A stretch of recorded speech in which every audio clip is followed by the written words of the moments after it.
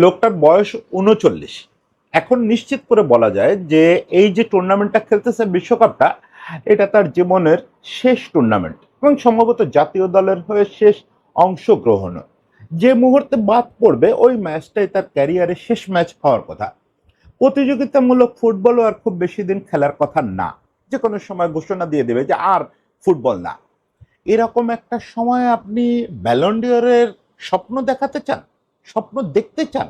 এটা আদৌ সম্ভব? সম্ভব। মানে রিয়েলিস্টিকলি সে ব্যালন ডিওর ৯ নম্বরটা জিতবে এই কথা জোর গলায় বলার টাইম আসে নাই। তবে বিভিন্ন মিডিয়া আউটলেটের প্রকাশিত পাওয়ার র্যাঙ্কিং বলতেছে প্রচণ্ডভাবে লড়াইয়ে চলে আসছে। একটা আউটসাইডার লিওনেল মেসি, একটা বৃদ্ধ লিওনেল মেসি আবার সেই ব্যালন ডিওরের র্যাঙ্কিং তালিকায় চলে আসছে। যে ব্যালন ডিওর একসময় তার নামে উঠতে বসতো, সেই ব্যালন ডিওরের প্রাইমারি লিস্ট থেকেও ছিটকে গেছিল, টপ 13-এও তার নাম আসতো না। সেখান থেকে আবার সে শীর্ষদের মধ্যে চলে আসছে। প্ল্যানেট ফুটবল গতকালকে যে র্যাঙ্কিং প্রকাশ করছে, তাতে লিওনেল মেসি পাওয়ার র্যাঙ্কিংয়ে ৪ নম্বরে, মানে ৪ নম্বর দাবিদার ব্যালন ডিওরের জন্য। বিশ্বকাপটা ঠিক করে দিতে পারে যে ব্যালন ডিওর রেসে সে কোথায় গিয়ে দাঁড়াবে। এমনও হতে পারে ৯ নম্বর ব্যালন ডিওর তাকে সত্যি সত্যি এসে কোলে উঠতে পারে।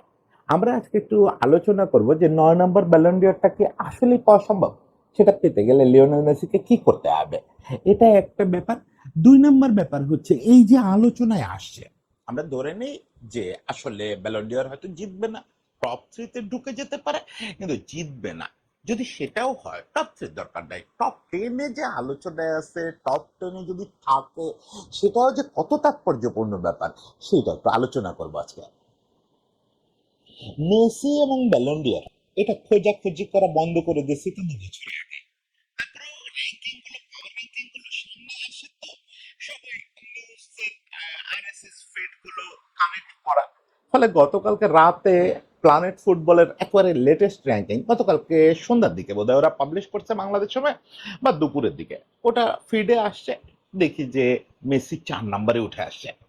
ওখানে ওরা একটু মজা করছে মেসির অংশটা লেখার সময়, যে আমরা ২০২৪-এও তাকে টপ 10-এর ভিতরে রাখছিলাম, কিন্তু পরে আমরা বুঝতে পারছি যে MLS এ ১০০ গোল করলেও মেসি বিবেচনায় যাবেন না। তবে এবার আর সে সুযোগ নেই। এবার তাকে ৪ নম্বরে আমরা রাখতেছি যথেষ্ট বাস্তব সম্ভাবনা দেখে। এবং সেখানে তারা হিসাব নিকাশ করে দেখাইছে যে কেন লিওনেল মেসির পক্ষে এবার ব্যালন ডিওরের প্রকৃত রেসে থাকা সম্ভব এবং আছে সে। এখনো পর্যন্ত ব্যালন ডিওরের সব পাওয়ার র্যাঙ্কিং টেবিল লিড করতেছে হ্যারি কেন। তারপরে উসমান দেমবেলে আছে, ওলিসে আছে, অনেকেই আছে, কিলিয়ান এমবাপ্পে আছে, অনেকে আছে। কিন্তু ওই মেসি শুধু প্ল্যানেট ফুটবলের টপ 5-এর ভিতরে ঢুকে গেছে। এর আগের সপ্তাহে goal.com যখন করছে তখন ৬ নম্বরে ছিল মেসি। এই দুটো পাওয়ার র্যাঙ্কিং শুধু বিশ্বকাপ শুরু হওয়ার পরে আমি খুঁজে পেলাম। বাকি যারা পাওয়ার র্যাঙ্কিং নিয়মিত করে তারা কেউ এখনো বিশ্বকাপ প্রথম পর্ব শেষে কোনো পাওয়ার র্যাঙ্কিং করে নাই।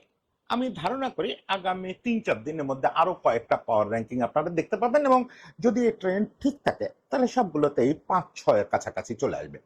কোনোটায় ৩-এ চলে আসতে পারে,